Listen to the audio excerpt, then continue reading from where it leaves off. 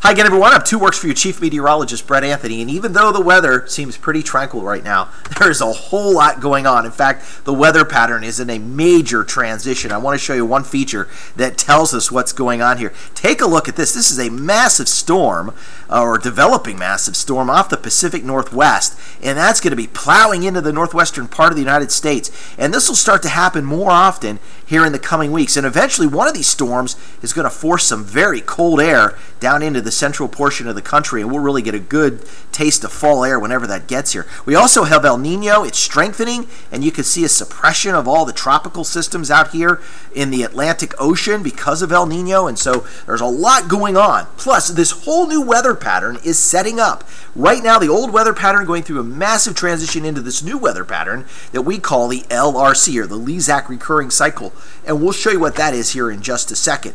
But with this pattern, it will set up and then it will start to cycle at a set number of days. Once we figure that out, we'll be able to figure out the winter forecast. We'll be able to figure out severe weather possibly into next spring. So what is the LRC?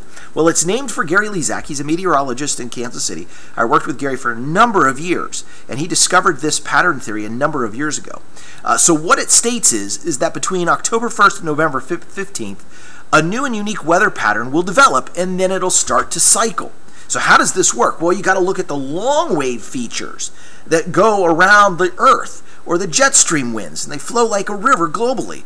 And when this pattern gets established, these long wave features will begin to repeat, and these long wave features often produce some short wave or storms down on the surface of the Earth. So the long waves produce these storms, and by identifying the cycle length, we can accurately tell when the storms will repeat.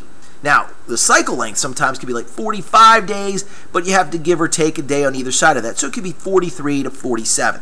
So sometimes our prediction will be slightly off only because there is that little bit of give and take or a little bit of play with the cycle length. But we're not only talking about storms, we can also predict when Arctic air arrives, heat waves, even drought.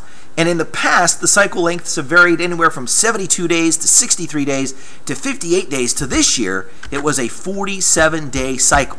So what is this year's cycle? Well, we don't know yet. It'll be determined between now and the middle part of November, and then our winter weather forecast will follow. But we got to figure out some other parts here to the puzzle. El Nino is strong, so it's certainly going to play a role in the LRC. There's the Arctic oscillation, which sometimes allows Arctic air to spill southward out of Canada. And then there are some other global influences that we'll be watching as we head deeper into fall and into winter. So we hope you keep checking back here at KJRH.com and following me perhaps on Facebook or on Twitter. And of course, we'll have that winter weather forecast for northeastern Oklahoma and southeastern Kansas. That'll come up in the middle part of November.